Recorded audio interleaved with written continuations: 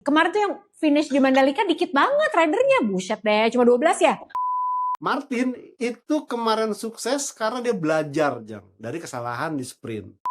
Kenapa Piko Bagnaia tidak Iya, meyakinkan? Lihat aja betul. startnya dut dut dut.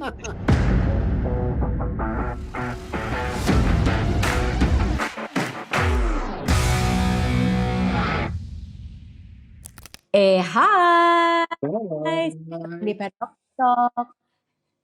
Aduh, Mas Joni, tadi malam aku baru pulang dari Mandalika. Oh, aku hiteman gak sih? Enggak ya? Jelekan gak juga? Enggak lah Jang, kelihatan enggak lagi. Enggak. Soalnya kebanyakan kemarin juga di media center, cuma sesekali aja keluar, itu pun juga bikin konten buat MotoGP Guru, karena ini aku harus bilang, Kenapa? akan ada giveaway. Mas Joni ikutan dong, boleh lo ikutan? Serius? Beneran? Oke. Mau ya? Mau ya? Mau.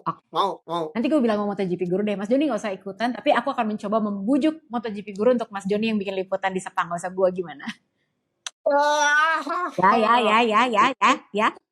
Ya dong, biar jadi pedok talk sekali-sekali, lu aja yang berangkat gua. Tapi gini, serius deh, pedok. Mesti temenin dulu baru. Ya, ilah manja banget. Iya dong. Itu kan jurnalis lebih senior, aku kan anak baru. Iya. Gimana? Iya, tapi kan jauh lebih wow, Tante Lucy daripada saya. Saya wadidaw. Dia tuh padahal senior banget loh, sebagai seorang jurnalis. Mas Joni tuh jauh lebih senior dari gua. Dia mah udah kenal sama semua orang di pedok gitu. Tapi suruh pergi sendirian deg-degan deh. Gimana? Tapi gini, jadi pedok Kru, kita tuh mau bikin giveaway pedok pass untuk Malaysian GP. No, Malaysian GP. Kenapa nggak di Indonesia?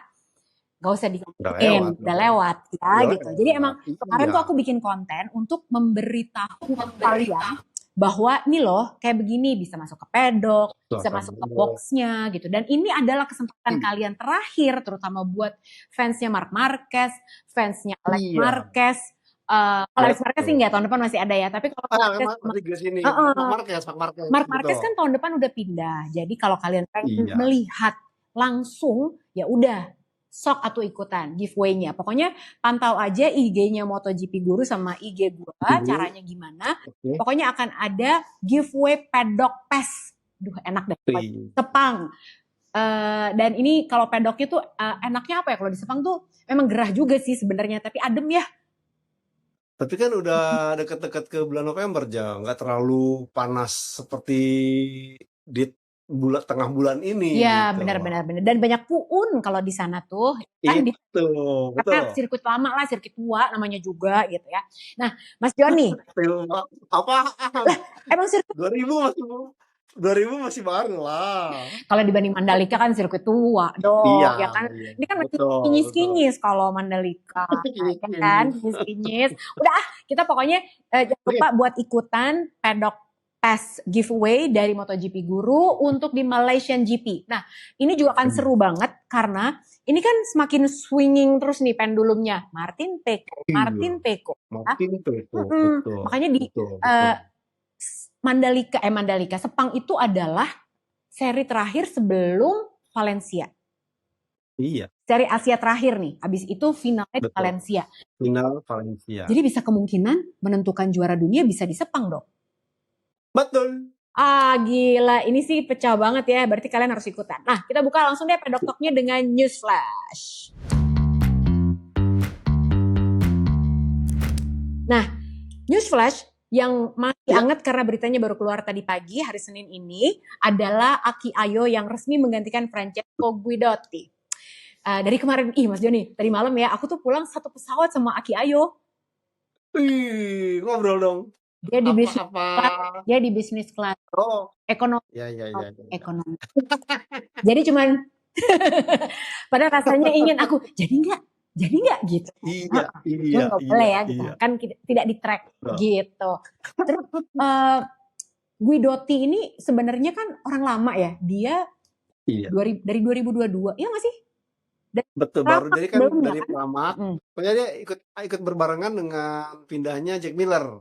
Jack Miller ke KTM pabrikan, Guidotti yang menemani. Oh, Nah, saya sih melihatnya inilah memang ya kalau tadi kita sempat awal-awal bilang nih kejamnya KTM tuh kayak begini. ya. Begitu butuh pembalap yang diperlukan, itu dia akan semaksimal mungkin, sekuat mungkin untuk bisa bergabung. Hmm, Tapi pada saat ternyata performanya ya begitu-begitu aja dan kemudian mereka merasa nggak puas, itu langsung serta-merta tuh tidak ada basa-basi, tidak ada, wah, ya. penilaian atau apa, tapi langsung diumumkan bahwa tahun depan kita tidak akan bersama lagi si A, si B, si C, Ya. gitu. Dan fix tahun depan Francesco Guidotti sudah tidak lagi menjadi tim manajer, digantikan oleh Aki Ayo. Aki Ayo sendiri memang bukan orang lama sih, dia sih sebenarnya cuman fungsi dan posisinya aja yang baru. Apa yang Bersama KTM udah lama. sama berarti kan Aki Ayo ini kan sebetulnya sekarang punya tim juga di Moto2.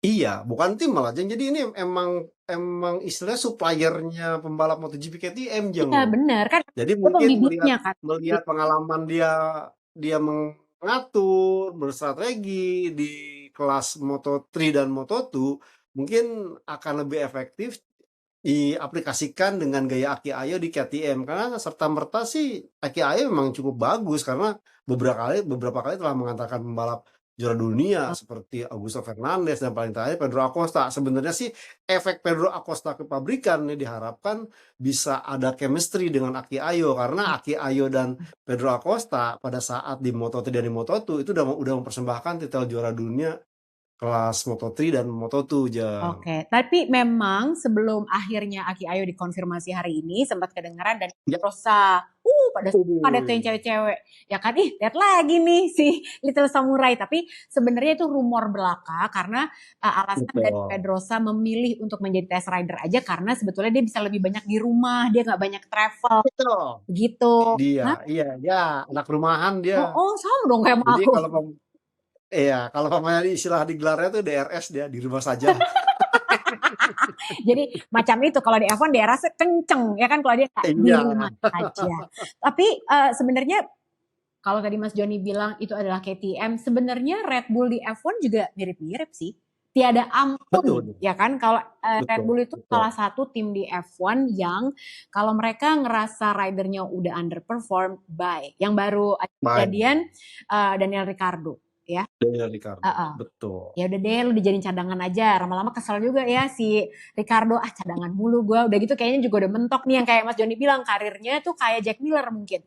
Udah nih mentok nih, udah kayaknya nggak bisa kemana-mana lagi. Nah itu tadi soal KTM, perubahannya akan seperti apa kita tunggu aja, baru juga diumumin pagi ini. Umumkan, betul. Nah terus yang udah beredar juga beritanya adalah tentang professional calendar 2025. Semua rider yang ditanya pas kemarin press conference hari Kamis, banyaklah teman-teman media karena itu kan keluarnya jam 4 sore hari Kamis kan. Aku udah nyampe di Mandalika juga waktu itu. Terus ketika ditanya gimana, rata-rata sih semua bilang katanya jadwalnya enak nih, nggak terlalu kayak tahun ini. Banyak mendarat meskipun dibukanya di Buriram. Tapi ini kan jadi ada 22 race nih di profesional. 22 balapan. Betul. Tahun ini harusnya pun, kok ada balon? Nah loh. Tadi kodenya, ada kodenya tadi. Oh ya ampun, serunya Riverside. Ini kalau mau jempol, ntar keluar jempol. Oh iya bener, itu ngapain bisa keluar balon ya? Yaudah biarin aja lah, biar seru ya. Nah, kalau menurut Mas Joni, tahun ini aja yang sudah digadang-gadang, katanya more MotoGP than ever, dengan 22, akhirnya kejadian cuma 20, seberapa yakin Mas Joni dengan kalender 2025? Karena masih ada Kazakhstan kan? Betul. Saya masih melihat hampir kayaknya sih senada seirama dengan tahun ini, Jeng. Tahun ini kan 22 juga, Jeng. Kemudian ternyata ada faktor krusial yang tidak bisa diganggu-gugat, mulai India digeser, kemudian Kazakhstan dikasih kesempatan mundur-mundur, sampai akhirnya ya San Marino harus back to back. Jadi saya rasa tetap 22.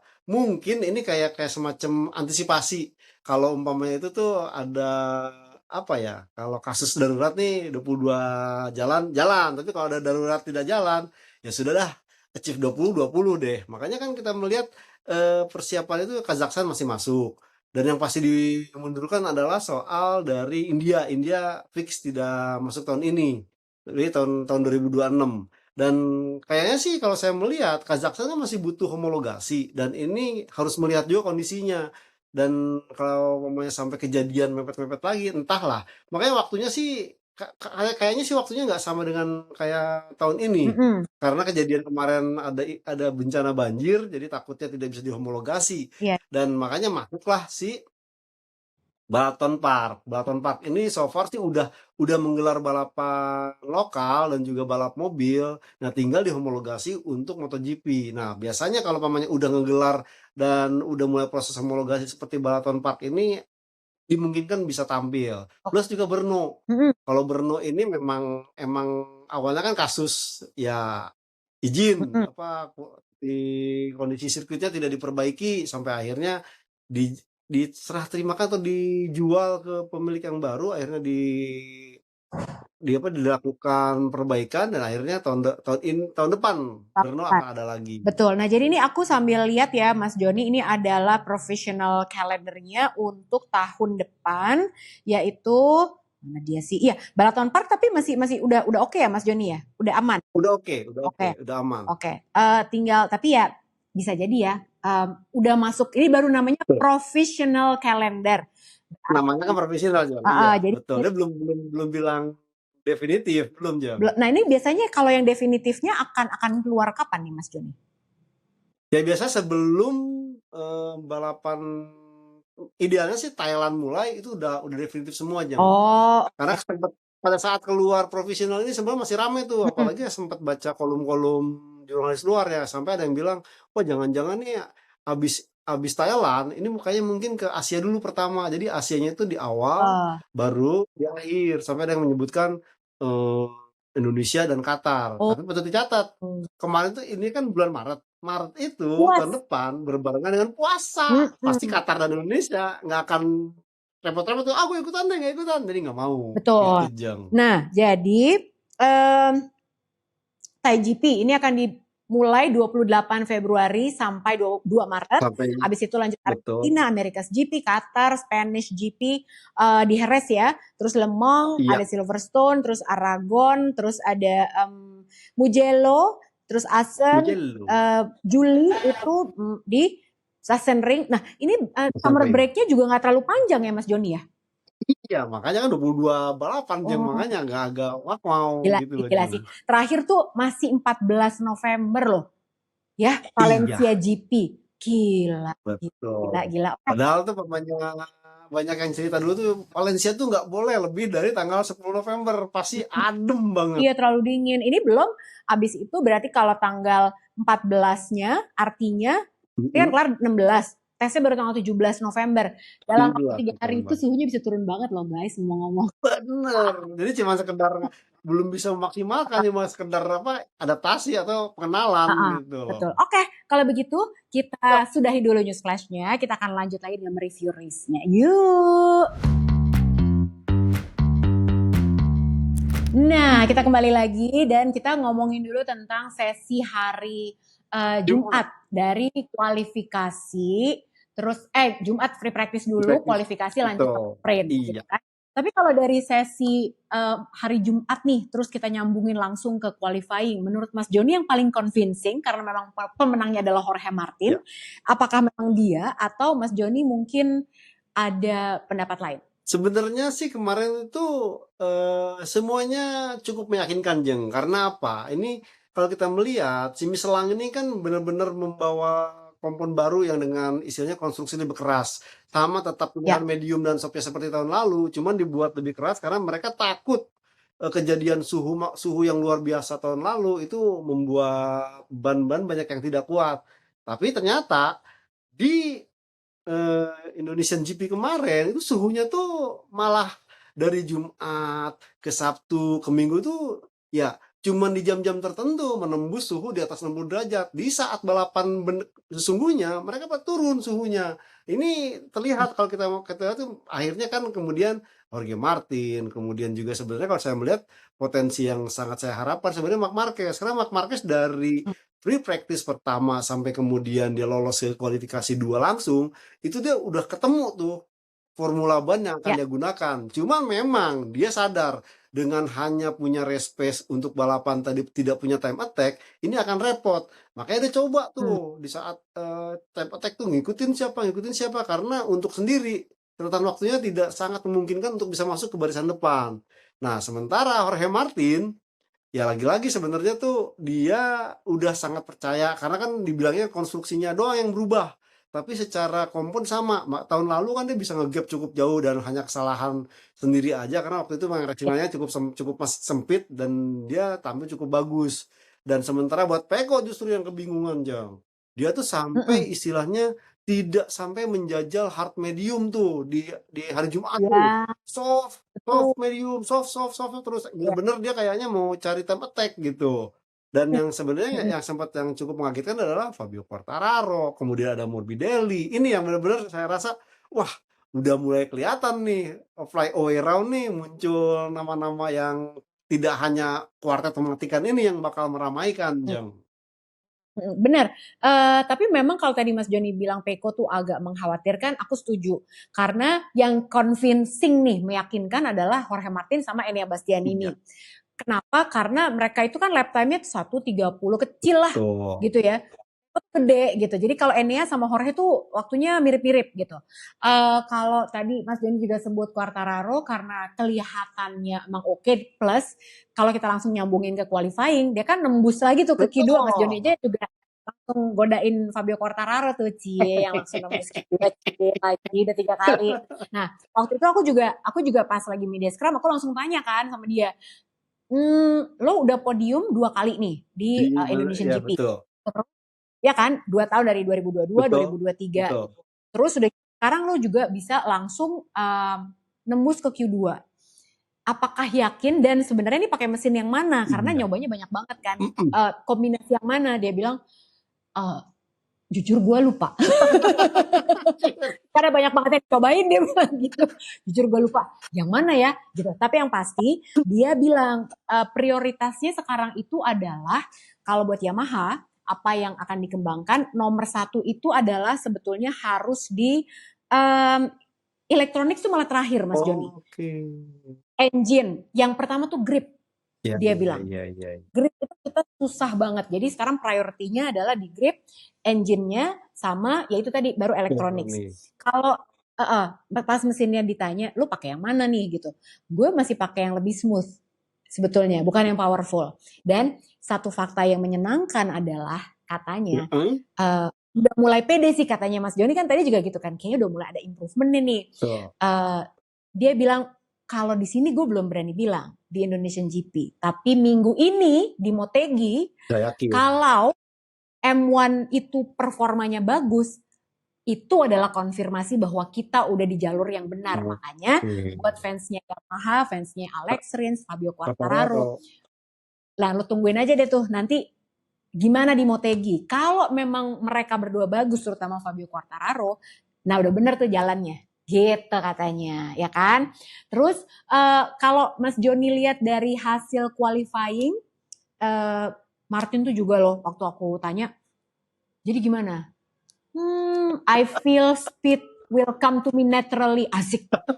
Gitu Mas Joni. Yakin banget dia. Terus Enea juga. Tapi Peko memang kelihatan agak kebingungan.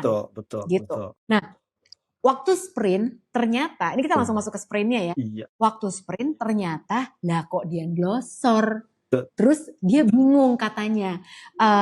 Gue juga gak tahu orang hari Jumat gue kencang, tadi qualifying juga kencang, di titik itu aja tuh. Makanya begitu dia sprint, sore tuh dia bilang, gue kayaknya mesti jalan kaki deh ke titik di tempat tadi.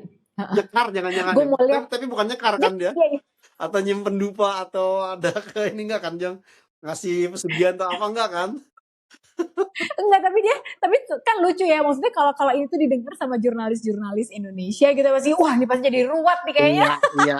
Karena dia bilang enggak ini kenapa. Nah tapi sebenarnya terlepas dari ada apa, aku tuh merhatiin banyak banget rider yang kayak kemarin dia race aja banyak yang front locking. Ya nggak sih Mas Joni? Betul. Jadi depannya tuh kayak ngunci. Nah itu kalau menurut Mas Joni tuh karena apa? Jadi kalau kita sebenarnya ya itu tadi konstruksi bannya itu mereka menjajal dengan tidak cukup waktu, hanya hari Jumat itu aja. Karena kan Idealnya sih kalau mamanya dia, ya itu tadi, ini yang menjadi istilahnya, saya selalu bilang, kenapa Michelin akhirnya menjadi game changer, karena tiba-tiba rondenya berubah, dia tiba-tiba mengusulkan komponnya baru, ininya baru, konstruksinya baru. Nah, sementara pembalap hanya punya kesempatan untuk menjajal hari Jumat yang di free practice yang 1 jam, dan sisanya kan dia harus time attack. Nah, dari sini saya Iya. melihat, nah, seorang Jorge Martin kenapa di sprint kemudian dia jatuh, itu udah terjawab, Jang. Karena apa? Dia, dan seperti analisa pada saat sprint itu saya mengungkapkan bahwa ini kondisinya Martin tidak sabar. Jadi dia udah dapat, dia yakin percaya dapat race pace, dia gaspol. Padahal dengan kompon ban yang baru ini dari Michelin, ini butuh beberapa lap, Jang, untuk bisa memanaskan suhu kerjanya secara maksimal. Makanya Martin memaksa, kemudian juga kalau pernah dilihat di tikungan itu sebenarnya untuk awal-awal kan jangan terlalu lead angle-nya benar-benar curam gitu, Jang. Nah, Martin Ya, melakukan betul, hal betul, seperti betul. itu, akhirnya glosor. Nah, itu dikatakan oleh Marc Marquez sama Peko Bagnaia. Peko Bagnaia bilang, "Udah kelihatan nih dia kayaknya agresif banget ini jatuh nih." Ya bener, dan ternyata kan dari hasil itu Jorge Martin belajar, karena dia udah dapat, Jeng, sebenarnya kan komponnya sendiri tidak berubah, hanya konstruksinya diperkuat agar bisa tahan lebih lama. Nah, dengan konstruksi baru ini itu butuh 2-3 lap. Enebas ini bilang 2-3 lap itu harus dijajal panasnya baru bisa ideal. Nah, kemarin Martin Hmm. enggak, dan Ini akhirnya front kan? Ya kan ini yang Mas Joni ngomong kan bagian depan. depan, pintu Soalnya depan. menariknya adalah waktu setelah sprint itu semua juga banyak ngomongin medium compound yang bagian ban belakang. Nah, ban belakangnya itu Karena justru malah oh, ngegrip, oh, Jeng. Jadi pada saat iya, tapi butuh waktu tuh, terutama kayak betul, buat Ducati, untuk Pecco, untuk Enea, mereka berdua tuh yang selalu bilang, pokoknya gue tuh kalau pakai medium untuk yang di belakang itu gue butuh waktu kayak 2-3 lap untuk bisa manasin, setuju. gitu Mas Joni juga. Setuju. Nah, Oh, problemnya apa? Di saat jadi bukan semata-mata manasin itu ideal langsung depan belakangnya suhu kerjanya langsung seirama, enggak, Jeng. Tapi kadang-kadang tuh ada ban grip belakangnya udah dapet, depannya enggak. Jadi kadang-kadang tuh karena ban belakangnya ngegrip itu kayak istilahnya apa ya? Jadi maksa si ban depan itu harus ngegrip, efeknya ya jadi kelontang. Itu yang kejadian juga ke Marc Marquez pada saat kualifikasi itu, Jang. 2 kali dia oh, mengalami insiden yang di 10, dia bilang, "Iya, udah mau coba, tapi ternyata si ban depan itu harus butuh waktu lebih lama lagi untuk bisa suhu kerjanya ideal. Ban belakangnya sih udah bagus, sampai istilahnya oh, oh. ya kalau mungkin tidak ada sasis atau tidak ada konstruksi swing arm, mungkin ban depan itu bisa justru ban depan, yang kalau mamanya istilahnya tuh, saking Oke, ngegripnya, itu. berarti yang Mas Joni lihat dari sprint kemarin adalah kesimpulannya satu, Jorge Martin terlalu nafsu Terlalu nafsu, gitu ya, ya. kecepatan. Betul. Jadi kecepatan padahal ya suhunya belum bekerja dengan optimal gitu terutama Iya, untuk ban depannya. betul. Nah, terus kalau Pecco sama Enea di sprint penampilannya gimana menurut Mas Joni? Saya melihat sebenarnya Enea agak telat panas. Kalau seandainya Iya. dia mungkin bisa lebih cepat minimal 2 lap deh langsung bangun gitu, langsung bisa dapat nemuin ritme balapnya, itu saya yakin Pecco tidak akan jadi runner up, Jeng, malah dia yang menang. Iya, Apalagi kalau iya. katakanlah, dan saya sempat bilang, "Ini sprintnya nggak adil, kenapa? Kan total lap-nya kan biasanya di 50% dari yang main race kan. Ini 27 berarti bagi 2 kan 13,5. Kalau umpamanya saya belajar matematika, kalau 13,5 itu dibulatkan ke atas, Jang. Iya 14, Jang. dong. Nah, kemarin cuma 13, Oh, Jang. Jadi kalau kemarin 14, saya yakin tuh Enea Bastiani ini yang posisi kedua, bukan Pecco sebenarnya Bagnaia. yang menarik adalah Enea Bastianini tuh memang kayak udah makin keluar aslinya gitu ya. Iya, Pasca dia cedera itu udah makin keluar dan betul. makin udah sikat aja terus gitu emang karena nggak ada beban apa-apa. Setuju, Nah setuju. tentunya ya masa kita nggak ngomongin Marc Marquez yang Iya, startnya fenomenal karena betul. dia crash 3 kali Setuju. sepanjang qualifying 2. Iya. Aku tuh setiap ketemu Frankie Carcedi mau nanya nggak tega karena mulai kusut banget. Kan tadinya pengen interview ya cuman kan aduh tapi kayaknya nggak mungkin deh gitu karena lagi mau nanya ke Christian Massa buat minta jadwal Jadwal. interview aja lagi pusing Iya, soalnya kan betul, gitu jadi betul. bahkan waktu aku bikin konten buat MotoGP Guru itu aku tuh udah ya elah nih qualifying lagi begini, jadi nggak enak mau ke box tuh terus soalnya gue perlu bikin konten, bodo amat gitu, gue ya kan gitu. Betul.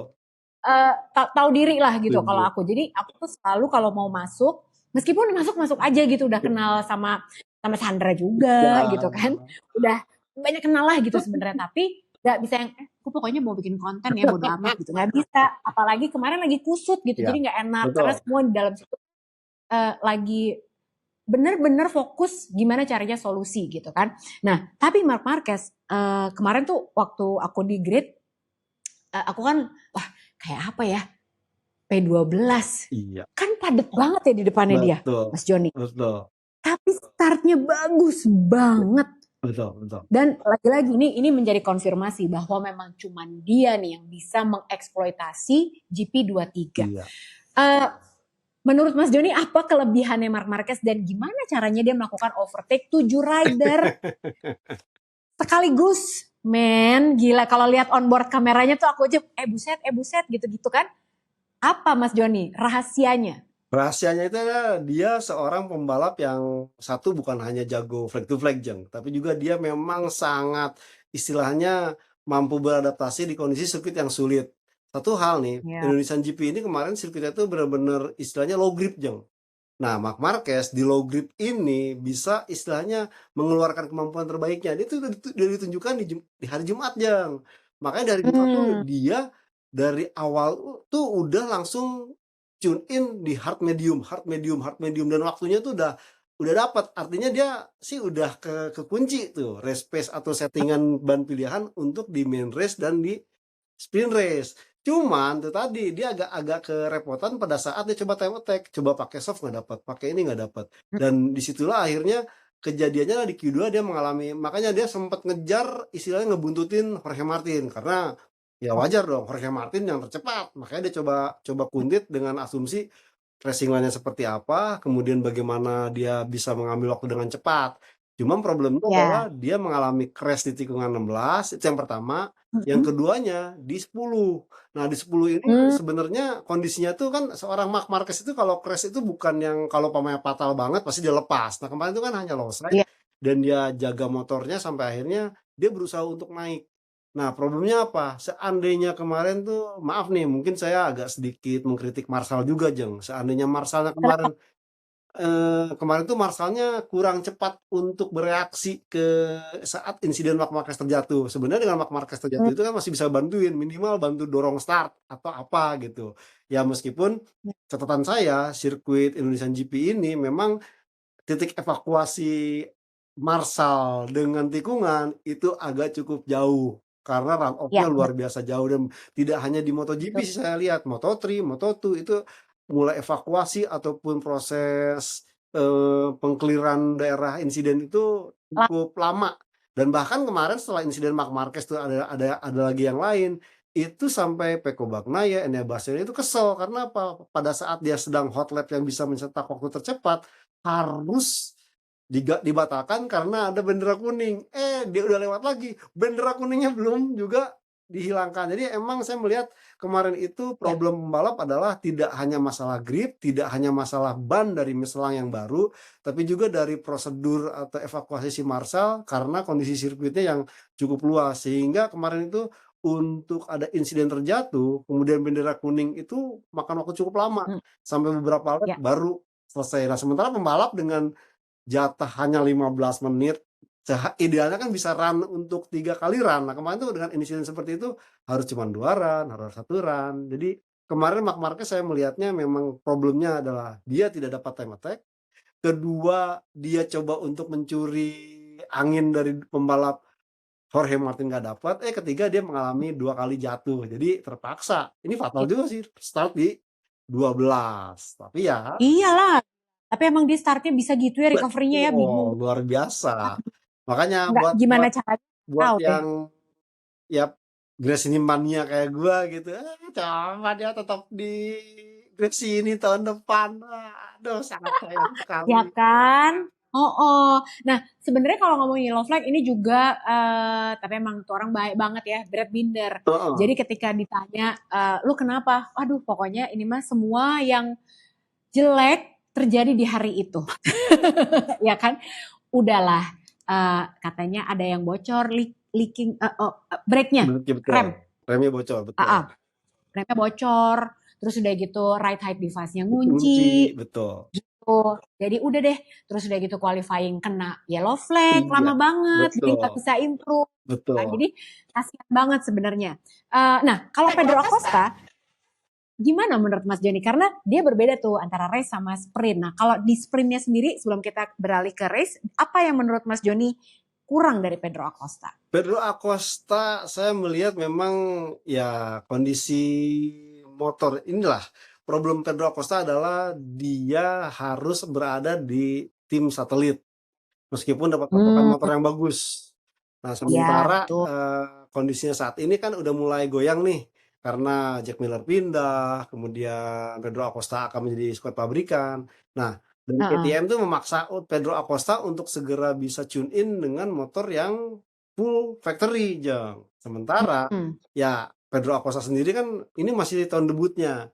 Meskipun ya dia seorang yang berbakat, dia seorang punya kelebihan, mampu istilahnya melakukan menerjemahkan apa yang diinginkan oleh pihak squad dan juga kru chiefnya. Jadi sebenarnya kemarin itu memang adaptasi aja yang kurang lama, sementara kondisinya balapan sendiri cukup menguras tenaga. Dan tapi kalau kita melihat dengan kemampuan kemarin Pedro Acosta jatuh bangun yang notabene seperti jatuhnya sih sebenarnya emang dia udah kayak apa ya, kayak dihitung gitu loh, Jeng. Kalau umpamanya gini, gue dapet nggak ya? Ya ala-ala Marquez dulu deh, kalau umpamanya dia coba semaksimal mungkin jatuh, berarti jangan dilakukan di balapan. Itu yang saya lihat pada Pedro Acosta di Indonesia GP kemarin, Jeng. Oke, baik. Komentarnya tentang kemenangan Pecco Bagnaia di sprint sampai dia datang ke media scrum masih penuh dengan keringat, belum buka baju, belum ganti baju, maksudnya leather, masih pakai medali gitu. Akhirnya aku medali sprint secara langsung. Oh gitu medalinya. Ya. Penampilan dia gimana kalau menurut Mas Joni? Ya saya kemarin sebenarnya tidak terlalu convincing. Yang inilah kalau Pecco Bagnaia kalau mamanya ada problem gitu, kemudian ketemu flyaway round, kurang breng gitu loh, Jeng. Paling dia kemarin itu sampai dia menggarisbawahi itu bahwa ya untungnya Martinnya crash jadi kemenangan buat gue. Jadi benar-benar dia melihat bahwa ya berharap, malah kan dia sempat menggarisbawahi ya mudah-mudahan Jorge Martin melakukan kesalahan lagi nanti di main race. Seperti itu, Jeng. Nanti benar-benar dia juga belum bisa menemukan itu. Bahkan saat ditanya oleh jurnalis, ya kita coba deh berapa kali tuh. Jadi kemarin itu dari mulai di Parc Fermé sprint race, kemudian diwawancara oleh media scrum, dia bilang tidak langsung serta-merta kayak sebelum-sebelumnya, ya udah hasil yang bagus, tapi dapat menemukan setting, kita akan coba deh. Tidak terlalu meyakinkan, Jeng. Dan begitu juga saat balapan di main race, Jeng. Asli gitu. Iya. Tapi nah sekarang kita break dulu, kita langsung ngomongin race-nya. Kita mau minum-minum dulu ya, jangan kemana-mana. Abis ini kita lanjut ngomongin race-nya. Karena kenapa Pecco Bagnaia tidak meyakinkan? Lihat aja startnya. Dut. Ntar, jangan kemana-mana. Lagi mencoba kenapa balonnya gak keluar lagi. Ayo dong, siapa tahu keluar apa kayak gitu ya. Ngomong-ngomong soal race, tadi sebelum break singkat kita ngomongin tentang kenapa Pecco Bagnaia tidak meyakinkan. Salah satunya adalah masalah start. Ini udah dari kapan Mas Joni yang startnya jelek? Aragon. Ya dari Aragon, ya, Aragon ya. Yang dia berantem sama Tardozi bilang lu jangan di situ. Itu. Qualifying kemarin Tardozi tuh langsung icam loh emang. Biasanya kan ya icam tuh kecampur ya teman-teman. Jadi kemarin kan biasanya kalau sampai pusing tuh kayak itu tuh sesi qualifying kan kalau nggak salah ya Pecco. Betul, biasanya dia pasti sama Gabarini aja crew chiefnya. Iya. Tapi Tardozi tuh udah yang wow gitu deh pokoknya. Entah kenapa lah gitu. Pokoknya dia ikat. Nah startnya kemarin juga Pecco tuh dut gitu. Sampai berapa kali tuh lompat mulu. Nah itu penjelasannya apa Mas Joni? Kenapa dia begitu startnya? Jelek banget. Jadi memang sebenarnya Ducati GP24 ini dikembangkan kopling yang baru. Sebenarnya ini masukan dari seorang Jorge Martin. Loh emang ini kan Soalnya Jorge kalkulasinya dia Martin yang Mas Joni bilang kan? betul. Oh, terus? Nah, sepertinya Peko sadar ini jadi titik kelemahan dia. Dia coba untuk mengaplikasikannya meskipun mungkin tidak plek-plek sama.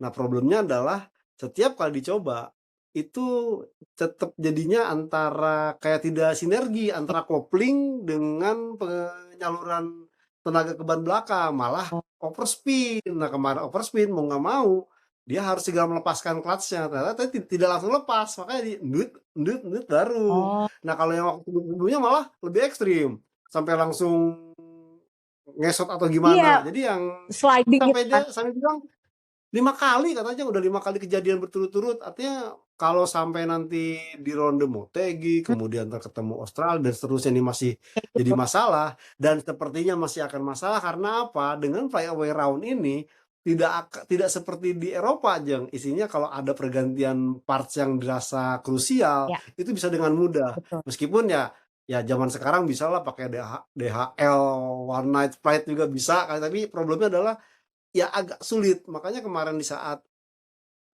kejadian saya sedikit geser ke insiden Marc Marquez. Mm-mm. Marc Marquez yang agak menyayangkan proses pemadaman motornya itu lama, itu bukan karena istilahnya mengkritik Marshallnya jelek atau enggak. Dan bahkan dia sempat tahu itu salah salah apar Iya, katanya. iya. Karena sampai motornya akhirnya jadi benar-benar rusak parah. Karena apa? Dia mikirin motornya. Ini motor ini bakal dia bawa nanti buat ke Motegi dan seterusnya, Jeng.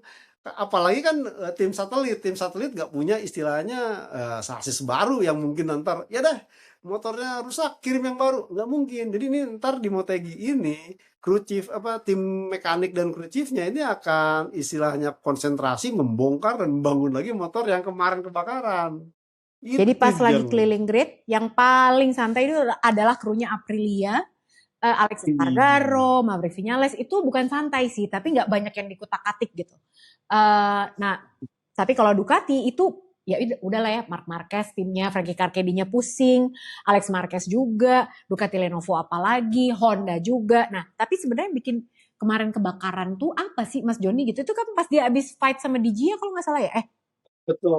Heeh. Betul. Saya sih melihat memang kayaknya ada kebocoran, tapi bukan kebocoran yang di tangki bensin, tapi mungkin di bagian part yang lain sehingga kemudian panjang, Kok Mas Joni suhu makin panas, barulah ngedrop dan Mark Marquez sempat bilang kayaknya sih emang ada engine brake gitu loh, apa ada kerusakan mesin yang benar-benar pada saat dia mau pindah gigi tuh langsung guk, guk, guk, guk, guk, guk.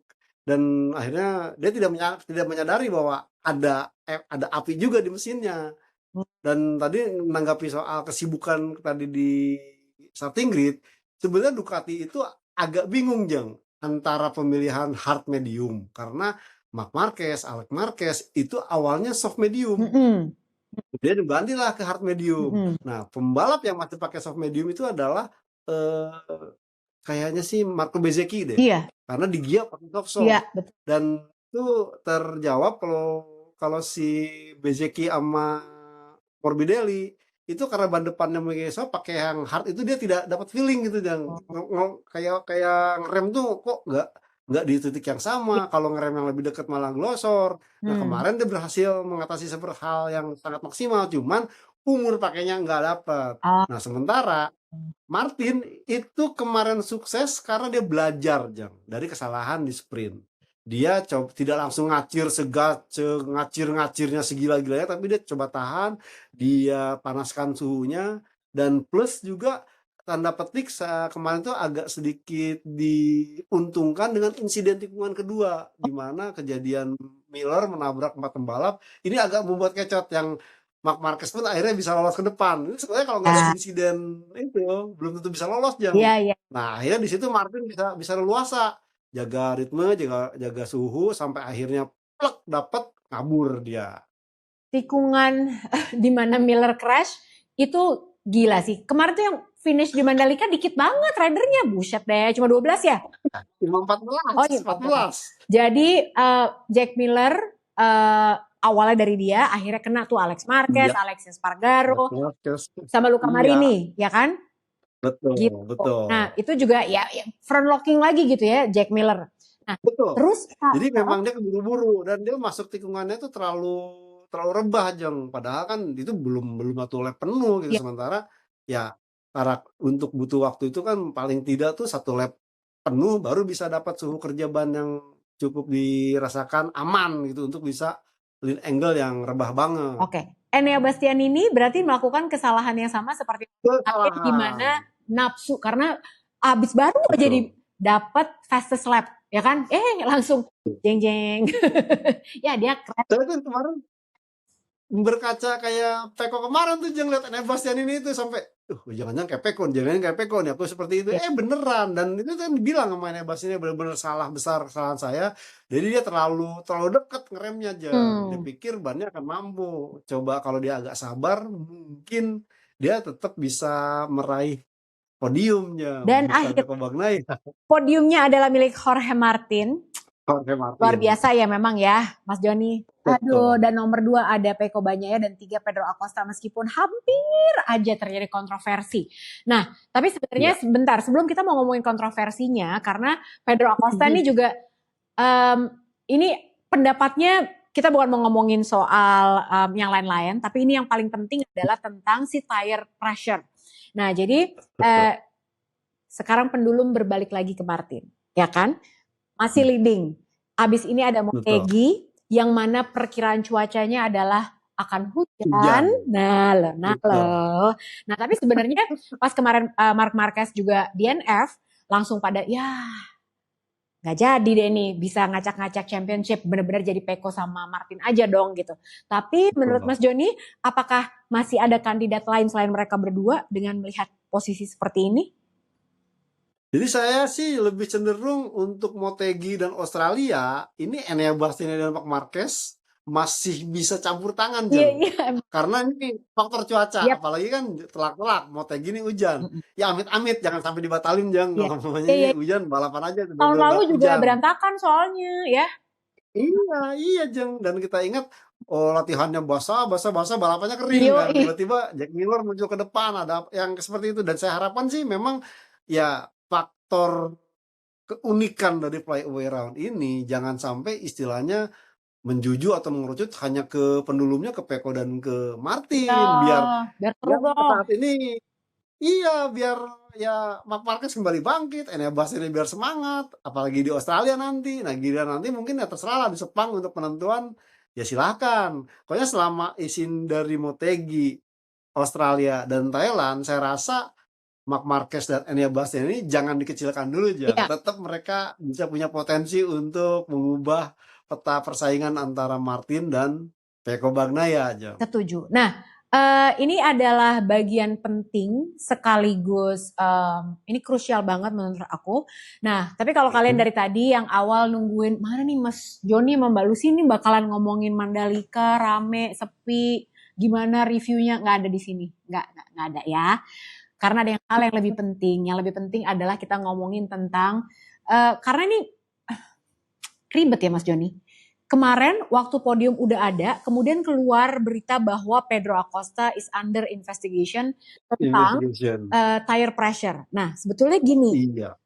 Ini akan sangat aneh menurut aku kalau gelar di podium itu ditentukan sama Tim Stewart. Sama tire pressure rule. Apalagi kemarin ternyata mereka butuh untuk menganalisa data, alat yang dipakai dikalibrasi, segala macam. Jadi aneh. Makanya ribet, Jeng. Cuman lucunya apa? Di Motegi akan ditentukan. Nah, tambah lucunya lagi apa? Nakagami udah resmi. Dia melanggar TPMS, dikenakan 16 detik. Cuma memang masalahnya tadi adalah harus dikalibrasi, iya. Makanya saat balap itu dulu malah random sistemnya, Jeng. Belum ketahuan gitu. Kalau kemarin itu udah ketahuan dari sistem istilahnya real time. Wah, si ini nih, suhunya udah ketahuan nih. Dan mulai ketahuan agak aneh, ada anomali, makanya mestinya langsung ditarik, diperiksa. Nah, saya melihat karena mungkin ini flyaway round, jadi mungkin ya tidak membawa perangkat yang lengkap seperti di Eropa. Dan itu sebabnya kemarin juga kita menunggu kan. Ini jadi Pedro Acosta ini Kenapa enggak, kan dicurigai. Sampai akhirnya dibutuhkan, entar akan diumumkan hari Kamis di Motegi. Kan buset, entah emang karena apa, dan juga sebenarnya ada keanehan juga yang saya pikir bahwa kan saya selalu mengkritisi sebenarnya sebagai film MotoGP Steward, prosesnya itu jangan ditunda gitu. Kalau bisa cepat itu akan lebih baik. Dan kemarin itu sebenarnya pada saat keluar Pedro Acosta, kemudian coba untuk apa ya istilahnya, menyeimbangkan, muncul Nakagami nama Brad Binder, dan kemudian hasilnya tuh muncul lagi akan ditentukan nanti sebelum Motegi. Kemarin sore ada pengumuman bahwa yang kena Nakagami dan Pedro Acosta katanya tidak kena. Ada lagi rame katanya masih akan dibahas.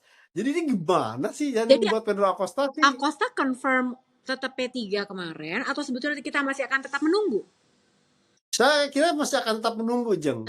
Meskipun kemarin sampai Pedro Acosta juga khawatir sampai sendawa-sendawa gara-gara minum cola tuh. Iya. Tapi Pedro Acosta tuh ini banget ya. Setiap kali aku mendengarkan media scrumnya dia itu emang kagak berasa rukinya, ya. Emang. Udah kayak orang tua, beneran deh, kayak udah ya ampun race di MotoGP juga baru tahun ini, tapi dia tuh kayak emang tahu banget apa yang dia kerjain gitu. Jadi hebat, dia bisa dengan sangat jelas menjelaskan. Terus udah gitu bahkan kalau dibandingin sama teman satu timnya Augusto Fernandes dia tuh bingung mulu, kasihan. Jadi kayak waktu sesi hari Jumat, hari Sabtu datang udah pusing, sampai aku pas lagi sebelahan sama Simon Cravar pas lagi dengerin di briefnya dia Simon Cravar cuma bilang be strong buddy. Karena kayak stres banget gitu kan Augusto Fernando. Gue nggak tahu, dia jawabannya selalu gitu, gue nggak tahu ini kenapa. kasian. Tapi ya guys, jadi ya kita tinggal tunggu karena ini aturan adalah aturan. Iya. Salahkan Matt Oxley kalau ada yang perlu disalahkan, karena kita semua itu selalu mencari kambing hitam, betul? Apapun itu harus betul. Nah, tapi jangan lupa, pokoknya ini sebuah pembuktian. Akhir pekan ini kita akan menyaksikan live race di Motegi. Lihat apakah betul apa yang dikatakan Fabio Quartararo. Kalau emang Yamaha bagus di sini, artinya akan bagus di bagus seterusnya. Kalau bagusnya di Motegi dan jalurnya. Betul. Honda sebetulnya juga sudah menemukan jalannya, terbukti dari Johan Zarco masuk top 10 juga, ya kan? Masuk top 10, betul. Bodyworks baru katanya yang membantu mereka bisa belok, tapi kalau katanya Joan Mir, dia sendiri tuh masalahnya adalah di gue tuh malah punya chatter katanya. Iya. Gitu. Jadi kan kalau kita lihat kemarin bodywork baru ini kan sebenarnya mirip dengan Desmosed di GP, Jeng. Dan ya wajar, Zarco, Marini itu kan udah kelotokan gitu dengan aero pairing-nya Desmosed di GP. Maksud aku, lah kenapa nggak dari awal gitu loh yang plek-ketiplek Desmosed di GP, jadi hasilnya udah ketahuan dari awal gitu loh. Benar. Tapi paling tidak ya Mas Joni, kayaknya memang ini udah menuju ke arah yang benar juga nih Honda, karena Joan Mir di sepanjang hari Kamis, Jumat, Sabtu, Minggu, dia tuh ya kalau Minggu agak ya karena dia crash gitu ya, tapi aku melihat dia nggak sedepresi biasanya. Biasanya kayak nggak tahu kayak Augusto Fernandes. Tapi kali ini kayak aku ingat banget tuh waktu sesi hari Jumat, dia bilang gue ngerasa lebih enak loh sekarang gitu. Kita aja yang dengerin, oh ya ini beneran gitu. Iya beneran, gue ngerasa lebih enak loh sekarang. Kayak beneran ada bener-bener perubahan yang signifikan, tapi maju arahnya, dia bilang gitu, bukan bingung. Oh gitu, oke, baiklah. Seru sih sebenarnya. Nah Mas Joni, aku tuh punya pertanyaan singkat banget. Sebuah pertanyaan yang datang dari pernyataan Aleix Espargaro. Jadi kan ya sama Matt Oxley juga emang, dan dia biang kompor emang ya. Jadi dia Alex gitu, karena dia nanya ini ke semua rider, yang jawab cuma Alex doang. Alex bilang, ditanyanya adalah, Alex, apa yang kamu suka dari RSGP tahun ini? Jawabannya Alex, nggak ada, motornya jelek. Terus Antonio Borselli, itu kan PR-nya dia tuh, gitu kan, udah aneh gitu. Ya iyalah ya gitu, kalau dia kan masih pakai brand Aprilia. Nah pertanyaan aku ke Mas Joni adalah, Kalau dia melihat Aprilia seperti itu, kenapa bestinya dia ajak-ajak ke Aprilia? Selain karena memang gak ada pilihan ya. Ya. Ya saya rasa sih mungkin Aprilia juga sepertinya mungkin udah mulai give up dengan musim ini, Jang. Iya sih. Dia coba untuk mungkin mengubah strategi ke tahun depan dengan format pembalap yang baru. Yap. Dan juga kan kalau kita mau jujur-jujur kata, seandainya pun Alex bertahan, mungkin si Aprilia akan coba untuk meningkatkan karena Alex masih bertahan sebagai test ridernya. Ini kan enggak. Tahun depan dia pindah ke Honda. Sementara bestinya tetap di Aprilia dan nantinya ini mungkin saya rasa patokan untuk pengembangannya kalau enggak ke Martin ya juga ke Bezzecchi. Betul. Itu sebabnya ketimbang sekarang harus buang-buang dana, buang-buang tenaga untuk riset. Udah. Ya sekarang maksimalkannya yang ada. Toh sekarang kan flyaway round gitu dan itu sudah dipersiapkan kemarin saat di Misano. Rasa-rasanya sih itu yang menjadi kebijakan Aprilia mungkin tidak terlalu melakukan perubahan yang signifikan di paruh musim kedua ini, Jeng. Toh ya udah ketahuan pembalap tahun depan siapa, test ridernya juga siapa, dan rasanya mungkin baru akan mereka seriuskan pengembangan RSGP-nya di 2025 itu pada saat pramusim Valencia nanti, Jang. Nyambung, karena tadi kan kita bilang ya di starting grid Aprilia santai banget nih kayaknya, nggak apa-apa Ina itu nggak nyobain apa, kalian kan masih sibuk, Yamaha masih nyobain apa, Honda punya bodi baru gitu kan, terus udah gitu clutch-nya Ducati aja beda-beda gitu ya. Betul. Ribet gitu, Gresini juga ribet juga yang dikerjain, banyak ada aja gitu. Aprilia paling chill men gitu ya. Kali KTM pusing juga mereka gitu. Betul. Prediksinya Mas Joni sebelum kita tutup untuk hari Minggu nanti siapa kira-kira dengan kondisi cuaca? Tetap tadi ya Marc Marquez dan Enea Bastianini. Marc Marquez, saya melihat Marc Marquez kalau dengan hujan dia bisa berbuat banyak cerita. Kemudian mungkin Jack Miller juga bisa ikut istilahnya memberikan sumbangsi terakhir ke KTM tahun ini. Ya. Kalau hujan Jang. Iya dong. Mas Joni, best momennya apa? Masa di negara sendiri kita nggak punya best moment? Apa? Best momennya ya itu tadi di saat kualifikasi ke pertama atau kedua pelatihan ya, yang pada saat Peko mau berjalan. Oh kita. Sebelum kan ini istilahnya bererot nih, Jang. Dia malah enggak lu duluan dengan pada emosi gitu. Tiba-tiba kejadian dia mogok, pegangan tangan lu.